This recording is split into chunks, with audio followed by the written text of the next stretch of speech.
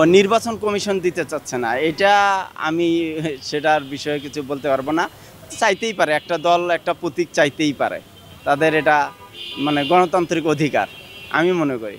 এখন সরকার তত্ত্বাবধায়ক সরকার দিচ্ছে না, এটা সরকার নির্বাচন কমিশনার তো সরকারের আন্ডারে, তারা দিচ্ছে না, এটা বিষয়ে আমি মন্তব্য করতে পারি।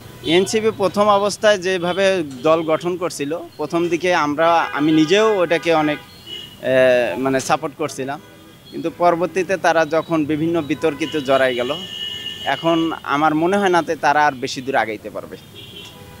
আমার ব্যক্তিগত অভিমত এটা এটা মানে দেখেন, তারা অনেকটা এখন জামাত ইসলামের মানে বলা হয়েছিল জামাত ইসলামের বি টিম বলা হচ্ছিল, কিন্তু তারা এখন জামাত ইসলামকে দোষ দেয় এবং অনেক কিছু বিএনপির গারে তারা একবার যাচ্ছে, জামাতের সাথে একবার বিরোধিতা করতেছে, বিভিন্ন ইস্যুতে বিতর্কিত হয়ে গেছে আর কি।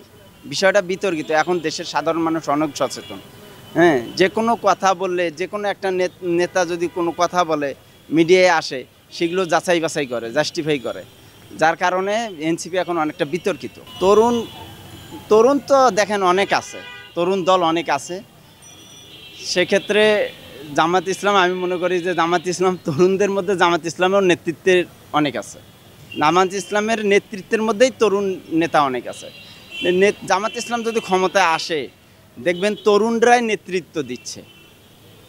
জামাত ইসলামের ম্যাক্সিমাম প্রার্থী এখন শিবির থেকে আসা, তারা যদি মানে ক্ষমতায় যদি আল্লাহর রহমত জনগণ চায় আসতে পারে, তাহলে দেশের জনগণ এটাকে অবশ্যই গ্রহণ করবে এবং ভালো ফল আশা করবে, ভালো ফল আসবে আর কি আমার আশা।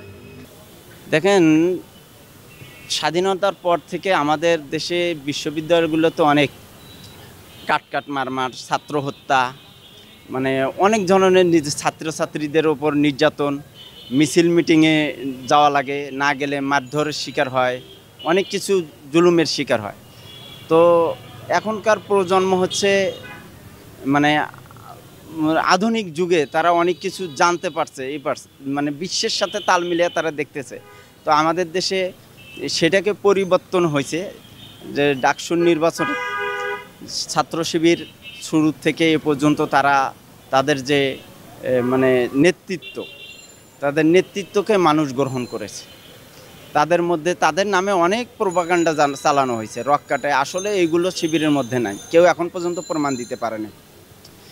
পেপার পত্রিকায় মিডিয়ায় অনেক কিছু আসে, কিন্তু ফলাফল দেখা যায় যে তদন্তের মাধ্যমে কোনো কিছু না, এখন পর্যন্ত কোনো বিচারিকে কোনো ওঠে নাই শিবিরের বিরুদ্ধে, আদালতে ওঠে নাই যে স্পেসিফিকভাবে যে এই ছেলেটা শিবিরের কর্মী বা সাথী বা সদস্য, এই অমুকের রক কাটছে, হ্যাঁ, হত্যা করছে, এরকম কোনো প্রমাণ নাই।